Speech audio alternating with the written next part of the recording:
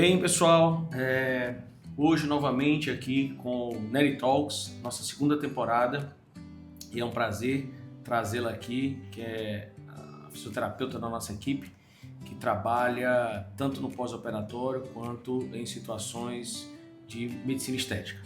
Hoje a gente vai falar um pouquinho sobre uma tecnologia que tem dado muito resultado e tem tido uma procura muito grande com os nossos pacientes, né? Que é o laser de CO2. Tá? A gente sempre tem alguns cuidados e aí a doutora Amanda Roveda vai agora nos explicar e tirar todas as nossas dúvidas relacionadas ao laser de CO2, aplicabilidade, resultados, pós, preparação, pós-operatório, então pós-procedimento na realidade. Então a gente hoje vai trazer esse tema e espero que vocês gostem. Então, Amanda, é um prazer tê-la você aqui novamente. E para começar, eu tenho uma série de perguntas aqui relacionadas ao laser de CO2. E aí eu queria que você, antes da gente começar com as perguntas, explicasse para o pessoal de forma bem simples e bem didática o que é o laser de CO2, como é que ele funciona. Vamos lá. O laser de CO2 ele é um laser que surgiu na década de 60 e ele veio com a proposta de provocar ali uma renovação dessa pele de uma forma mais intensa, né? Então, o objetivo dele seria de renovar essa pele de uma forma mais intensa, trazendo mais rejuvenescimento, mais produção de colágeno, né? Mais firmeza para essa pele. E com isso a gente também consegue melhorar a questão da textura, a questão dos poros dilatados, né? As rugas mais finas. Quais as principais indicações que você tem para o laser de CO2? Quem que você acha que mais se beneficia com a indicação do laser? Bom, aqui na clínica o que a gente mais consegue tratar, na verdade, porque na verdade o laser de CO2 ele tem 3 finalidades, né? 3 pilares aí de tratamento. A gente tem a parte terapêutica, que a gente consegue trabalhar ressecamento íntimo, a parte de capilar. A gente tem a parte estética, que é o que a gente faz mais aqui na clínica, né? Que é a parte de rejuvenescimento, de cicatrizes, de estrias, de textura de pele, e a gente tem a parte cirúrgica, né? Que em alguns casos o doutor utiliza, né? Isso. E então, quais seriam as melhores indicações? Assim, quem mais se beneficia da tecnologia? Quem está sentindo uma necessidade de rejuvenescimento maior, de estímulo de colágeno, de mais firmeza na pele, ou que quer melhorar também a aparência de uma cicatriz pós-cirúrgica, ou tem também a questão das estrias num pós-parto, ou um pós-ganho de peso, né? Algo do tipo. E quem não se beneficia? Aqueles que vêm atrás do laser, mas não tem indicação. Você consegue elencar para a gente? Sim, geralmente são pacientes que não têm a disponibilidade de tempo para recuperar do laser, né? Precisam ter um retorno logo para o trabalho, que a gente precisa, geralmente, aí cerca de uns 10, 15 dias, dependendo do protocolo que vai ser utilizado. A gente precisa de 10, 15 dias para quê? Ele fica onde? Na verdade, ele não pode se expor ao sol, né? A qualquer fonte de calor. Então, pessoas que trabalham com algo que tenha risco de contaminação, ou que tenha fonte de calor, ou que tenha prática de atividade física ao ar livre, peles muito morenas também não tem uma indicação segura, né, pra gente fazer. Então, geralmente são esses casos. E a gente sabe que o laser de CO2 nós podemos aplicar em várias profundidades da pele, para atingir objetivos também diferenciados. O que muda tecnicamente em fazer um laser de CO2 mais superficial e um laser de CO2 mais profundo? Para que serve isso? Geralmente a gente avalia isso de acordo com a queixa do paciente, né? Por exemplo, um rejuvenescimento, ele pode ser feito de uma forma mais leve, com várias sessões ali, com intervalo de 30, 45 dias, geralmente a gente faz cerca de umas 3 sessões. O paciente ele não precisa ter tanto trabalho para poder recuperar essa pele, com 3, 5 dias ele já pode voltar ao trabalho e a gente consegue um resultado muito bacana. Agora, pacientes que têm um grau de envelhecimento maior, aí a gente consegue lançar a mão, né, de protocolos mais profundos, porém que requerem, né, mais cuidados aí com relação ao repouso, ao retorno, na verdade, porque o problema do CO2 é o fato da pele ficar muito vulnerável, né? Então, vulnerável a manchas, a hipercromias, e isso a gente não quer que aconteça. Tecnicamente, né? O CO2 ele vai fazer a ablação, né? É um laser ablativo. Então, ele vai evaporar as camadas que você vai vamos dizer, você vai programar. Na sua programação você vai evaporar uma camada muito superficial, você pode evaporar uma camada média e você pode evaporar uma camada profunda. De acordo com a profundidade, quanto mais profundo, mais vulnerável essa pele vai ficar para as discromias, hipercromias e aquilo tudo que a gente não quer, né? Mas aí eu também queria saber, na sua expertise, qual a janela de recuperação que você recomenda. Por exemplo, fez um laser, um CO2 superficial, qual a janela de recuperação para esse paciente? Fez um laser médio e a janela, e o laser profundo a janela. Geralmente o laser mais superficial é de 3 a 5 dias, o médio em torno de 5 a 7 dias. E o que ela pode esperar no superficial? Porque as pessoas vão querer, 3 a 5 dias eu vou esperar o quê? O que eu vou vivenciar? Nas primeiras 24 horas a questão da vermelhidão, em torno ali de 5 dias mais ou menos a questão do edema, fica um pouquinho inchado, mas não é nada que seja assim tão gritante. E até cerca de 90 dias pode durar o eritema de acordo com a profundidade. No superficial a gente não tem esse problema, rapidinho melhora, 3 a 5 dias. No médio, mais ou menos em torno de 7 a 10, e no mais profundo pode ir até cerca de 90 na questão do eritema, né, que é a vermelhidão. E muitas pessoas perguntam e dizem assim, como é que eu vou sair? Como é que eu vou terminar o laser? Eu vou para onde? Eu vou, como é que eu vou ficar? Como é que eu vou me apresentar? E aí? As primeiras 24 horas ele realmente deixa vermelho.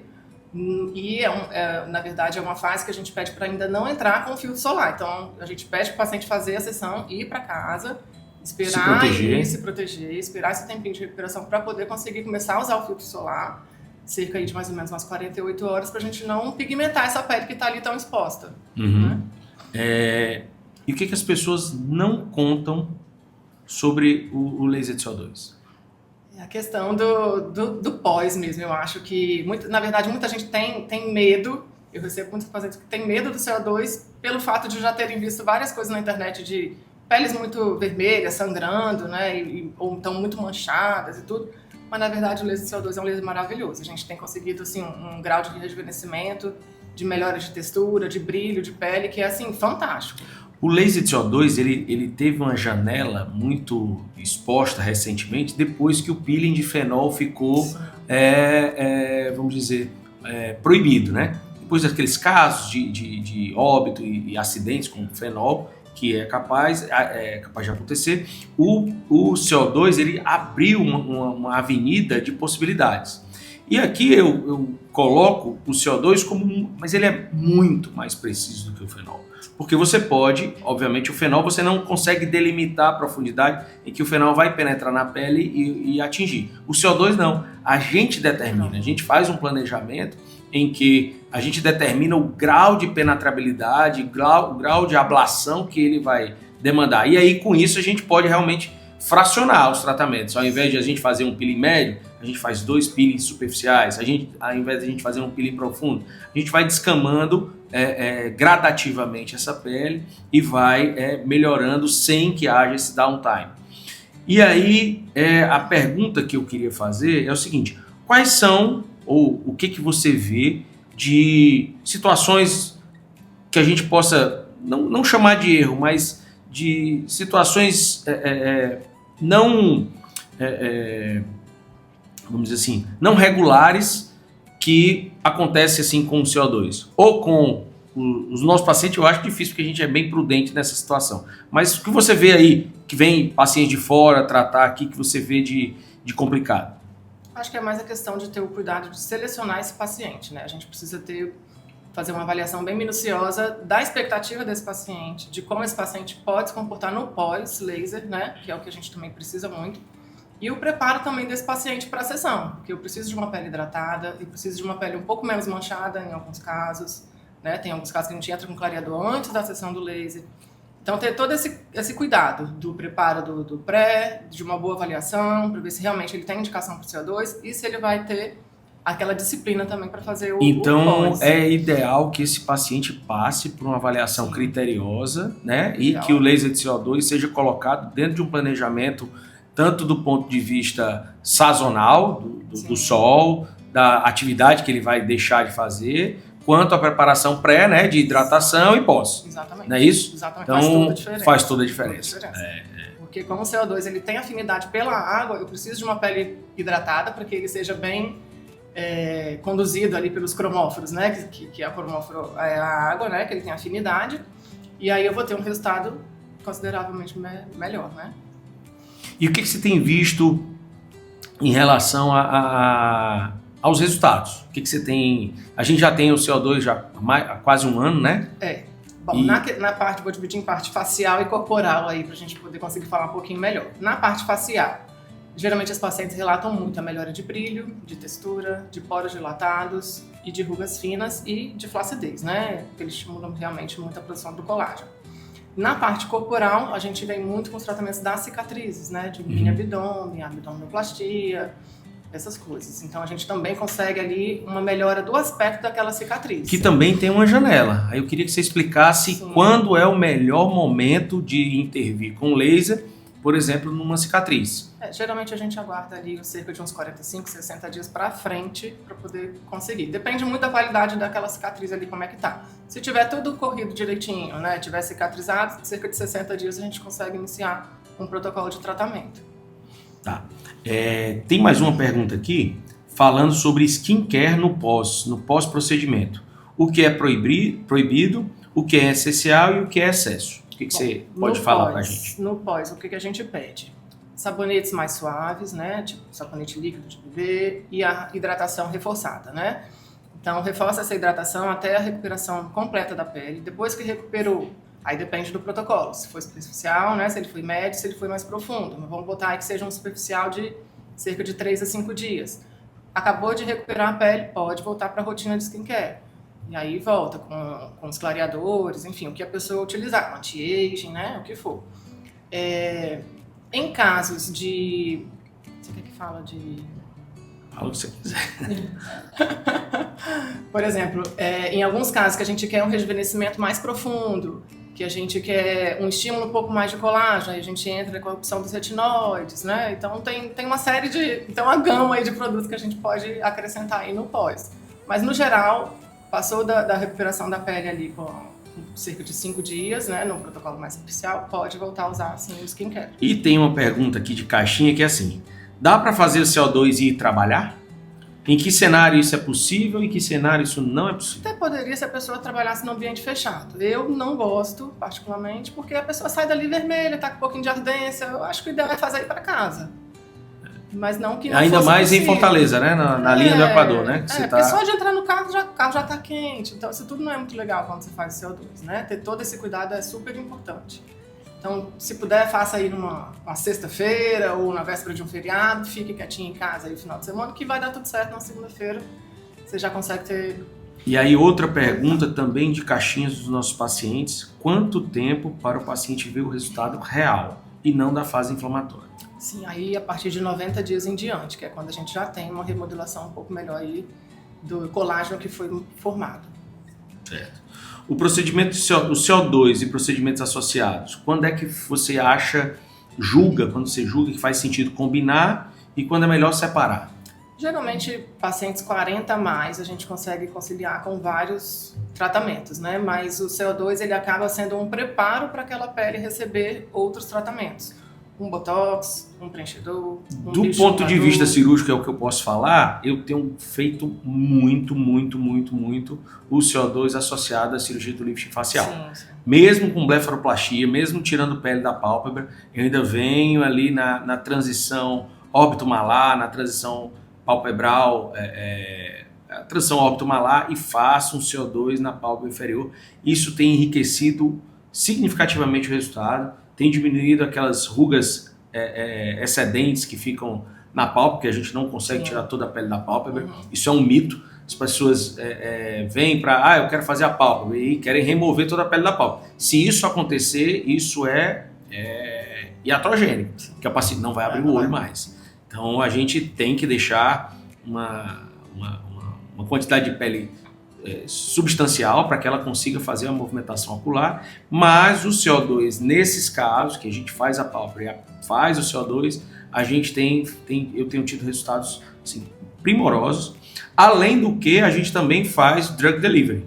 Sim. A gente faz o CO2, o CO2 é ablativo, a gente faz um planejamento de criar os canalículas e aí naquela pele a gente faz o sérum de lipoenxertia, né, de nanofat. Então isso também tem melhorado significativamente o ganho do viço da pele, da hidratação e obviamente da qualidade da pele pós-lifting facial.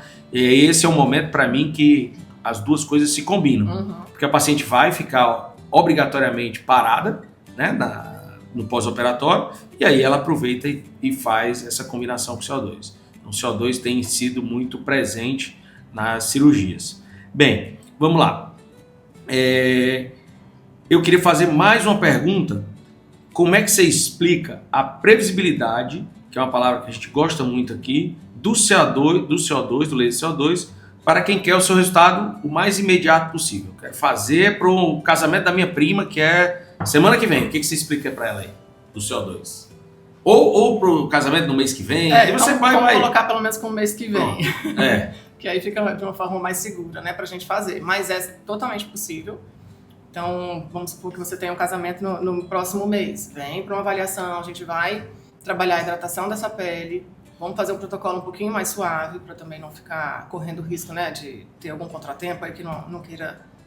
Para não termos problema, né? Mas a gente consegue fazer sim um protocolo, trazer mais brilho para essa pele, mais viço, mais luminosidade, preparar essa pele para uma maquiagem. Com quanto tempo você julga ideal dessa paciente agendar a avaliação dela? Isso para mim, eu acho que é muito importante da gente explicitar para o público, porque as pessoas sempre vêm com esse afã, eu quero fazer, mas eu não sei com quanto tempo eu preciso me antecipar para fazer o tratamento superficial, médio e profundo. Explica para a gente aí com quanto tempo você julga ideal dela ter esse agendamento.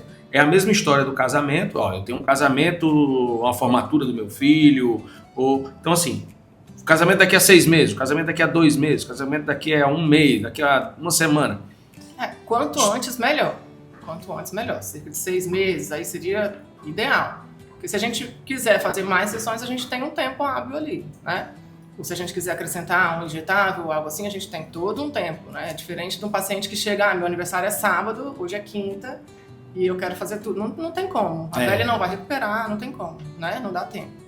Mas aí, acho que no mínimo 30, mas no ideal vamos botar aí uns 6 meses. Então assim, quem quer fazer um laser de CO2, qualquer que seja a profundidade ou a intensidade do tratamento, deve procurar uma avaliação com pelo menos 30 dias antes. 30 dias antes. Então, pessoal, isso aí. E aí a gente vai adequar o protocolo de acordo com o tempo que a gente tem ali exatamente. E como é que está essa pele.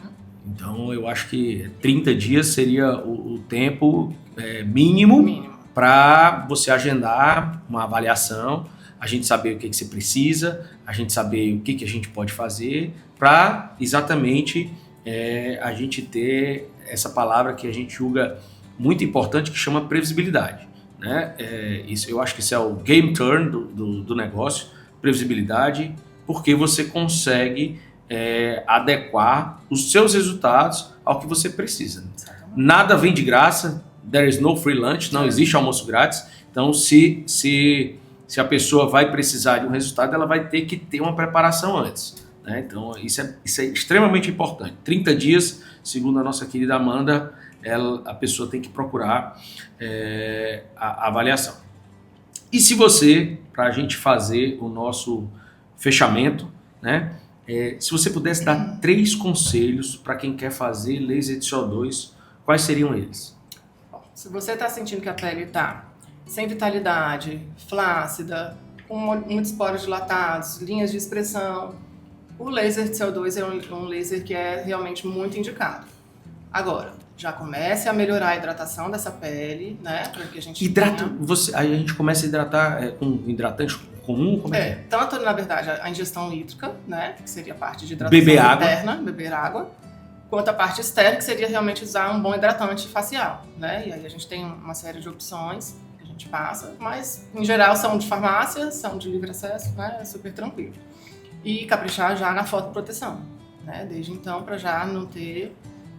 Já chegar com a pele um pouquinho mais protegida e mais clara para esse laser. Principalmente aos nossos vizinhos, né? Os nossos moradores das nossas cidades, da nossa cidade, que é uma cidade que a incidência solar é absurda, né? Nós estamos aqui ao nível do Equador, então não é brincadeira. Aqui o sol, quem corre sabe que o cara corre 4h30, 5 horas da manhã, ou ele não corre mais, ou de noite. Né? Faltou mais 2 conselhos, vamos lá, manda bala. Um conselho para quem vai fazer, hidratação. A hidratação, a questão do preparo, né, da disponibilidade de ficar em casa nesse repouso, né, evitando a questão do sol e do calor, qualquer fonte de calor. E... Você falou 3? Hidratação. O pós, como é que vai ser o pós? O uso de vir para as consultas, vir para os setores e fazer eu gosto muito da sessão a gente chama de protocolo regenerativo do pós-laser de CO2. O que é isso? É um protocolo que a gente faz com 5 dias em média, após a sessão do laser, entre 3 a 5 dias, para aumentar a hidratação dessa pele. Porque é comum o paciente sentir que a pele fica muito, muito áspera. Fica Então bem. a paciente vem, a gente, em alguns casos, esfolia, faz uma hidrataçãozinha daquela pele um pouco mais profunda, usa um LED, usa o laser para ajudar. Porque na realidade ela fica áspera porque ela cria crostas, né, da perfuração. Exato. Então a sensação é de que tá muito áspera, mas na realidade ali é a cicatrização, a célula morta. É a casquinha da ferida. Exato. Né? Só que ela é muito microscópica, então a pessoa ela não vê, mas ela sente aquela aspereza ao toque. Parece uma areia. E ali demora, né? Não dá pra ficar coçando e arrancando. Aí com a esfoliação, com a hidratação através de máscara, né? Tem uma sequência de produtos que a gente usa.